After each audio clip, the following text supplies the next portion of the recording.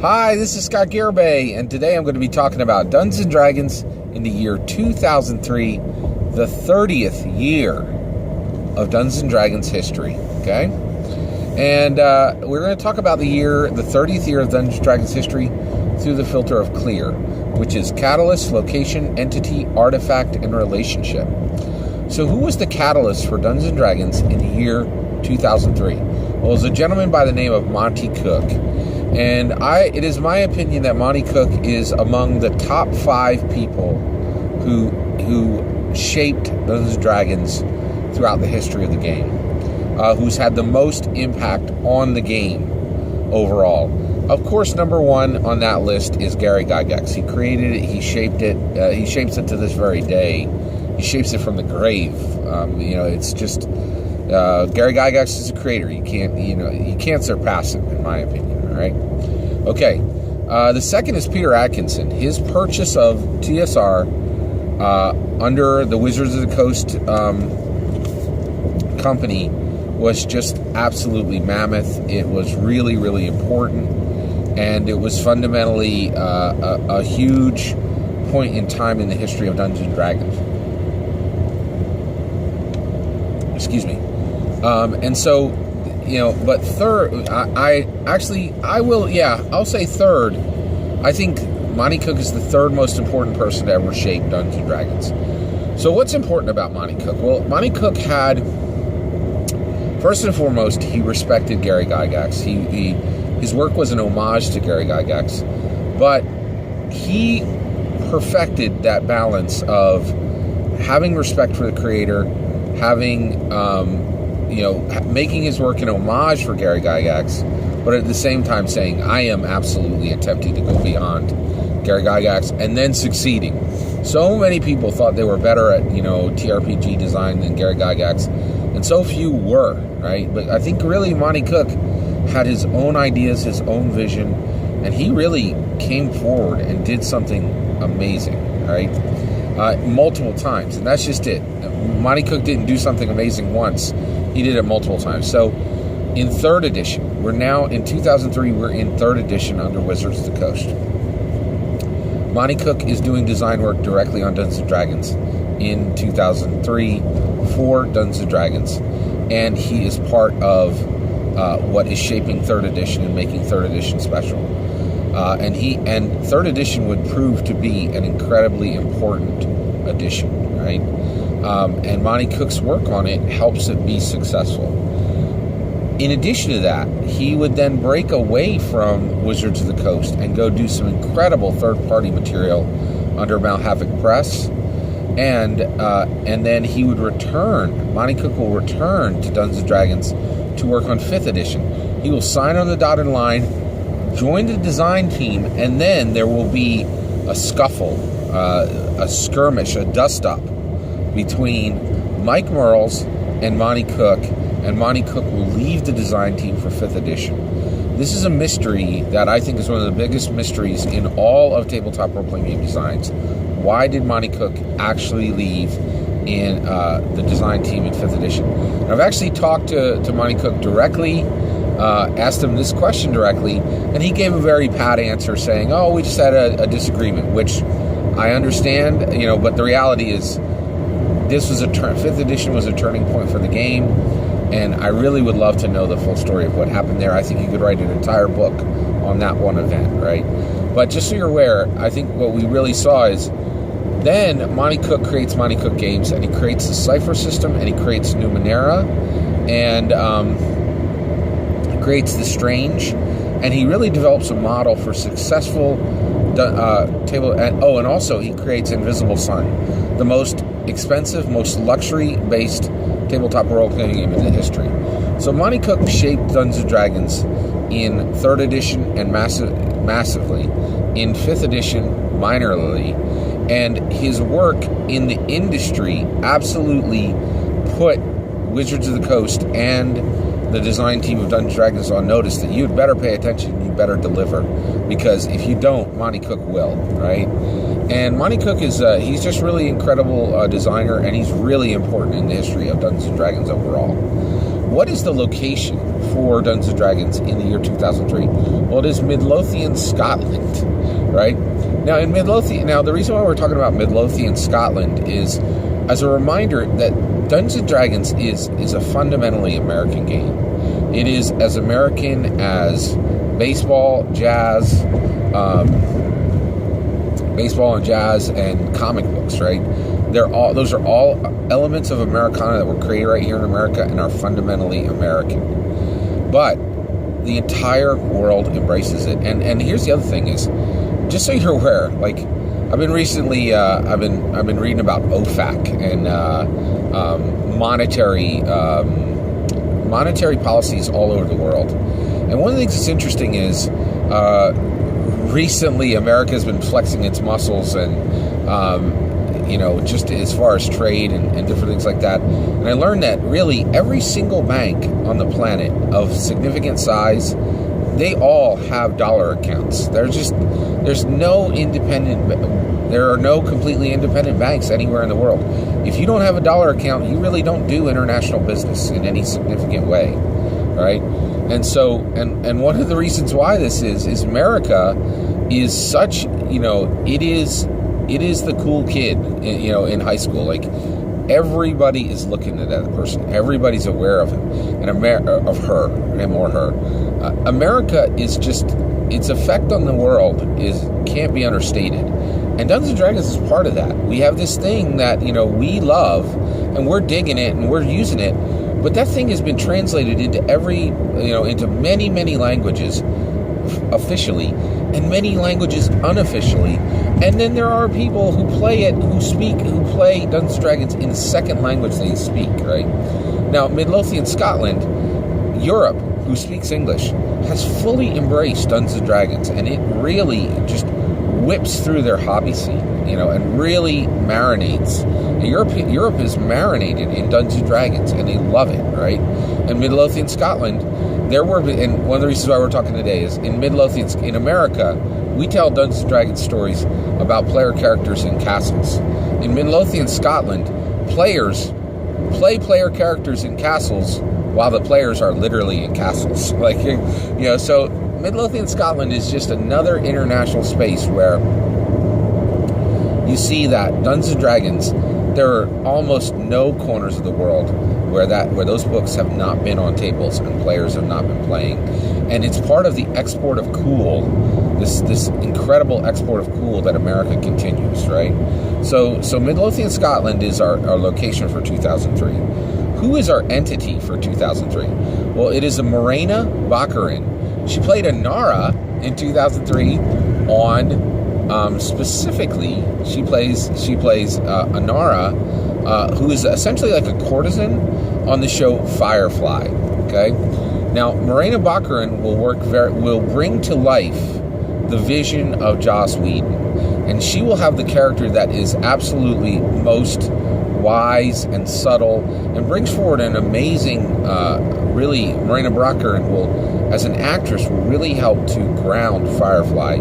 And she did a fantastic job of bringing Joss Whedon's work to life and giving it gravitas, right?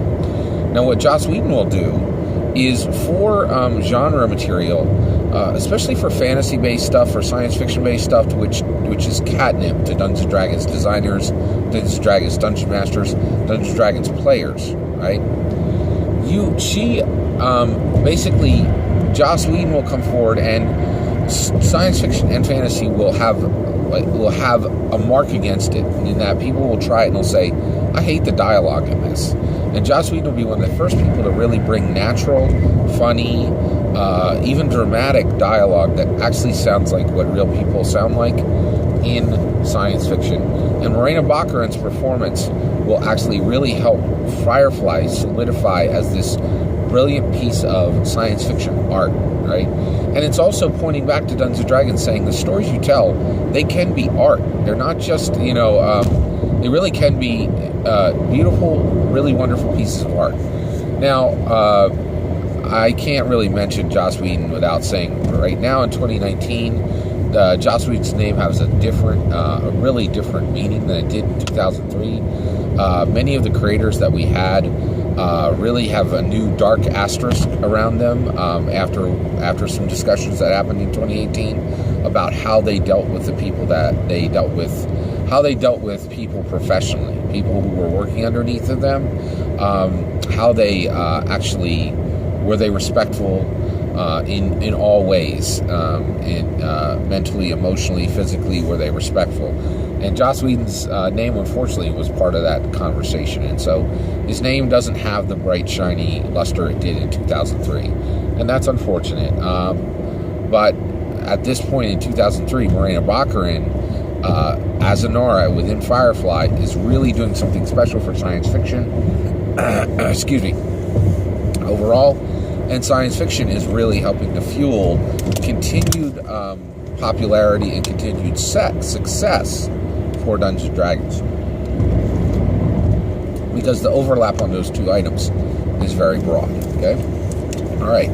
So, what is our artifact for 2003? Well, it's a hugely important artifact. In 2003, we have the 3rd edition PHB. All right. So you have the 3rd edition Player's Handbook. 3rd edition Player's Handbook is incredibly important. And I believe at this point we're actually dealing with the 3.5, which is the version that everybody used, right? And it's incredibly important to understand the chain, what 3rd edition Dungeons & Dragons, the Player's Handbook, the first of the 3 core rule books, really means, right? So let's knock it out, right? Let's talk about it. What did it mean? Well, 1st edition was Gary Gygax's edition, right? And 2nd edition was the edition where many other incredibly talented designers came in and really furthered Gary Gygax's vision for the game, right? Well, when we hit 3rd edition, right, the game's been out for nearly 3 decades. And what you have with 3rd edition is you have designers who come in who have seen the full scope of tabletop role-playing games and say, all right, let's see what we can do here, right? And they do, and they really jump in. And for the first time, they bring in design work that is an homage to Gary Gygax, but goes beyond his work, and also recognizes the dozens, maybe over 100 amazing designers who have done work in games outside of Dungeons & Dragons. And you see some of those, some of those awesome pieces of ideas and pieces of design and pieces of how do you do layout for a tabletop role-playing game? How do you address the different types of players that exist? How do you address the different types of dungeon masters that exist?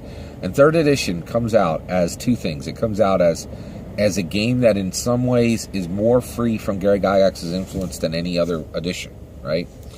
And while this seems like is that good? Should the game be, free from Gary Gygax's, original intent?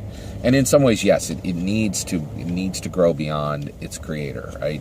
It needs to morph and change. It cannot abandon its fundamental principles, but it absolutely needs to innovate, and it needs to grow, and it needs to breathe, and it needs to morph a little bit, right? And that's what happens with 3rd edition.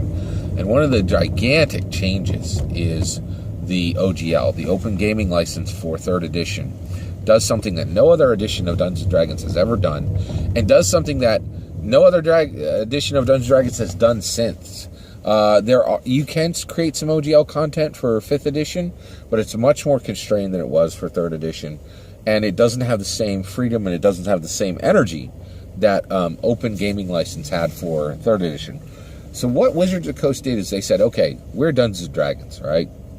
But you can create your adventures for Dungeons & Dragons as long as you follow these rules, these guidelines.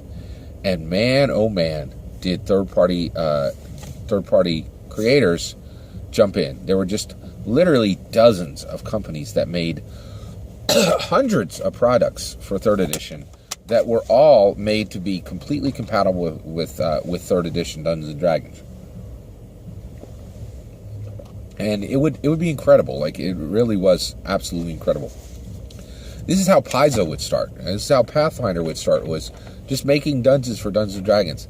And some very respectable, very talented companies will spin up and actually do some incredible work under the Open Gaming License. So 3rd edition Player's Handbook is important.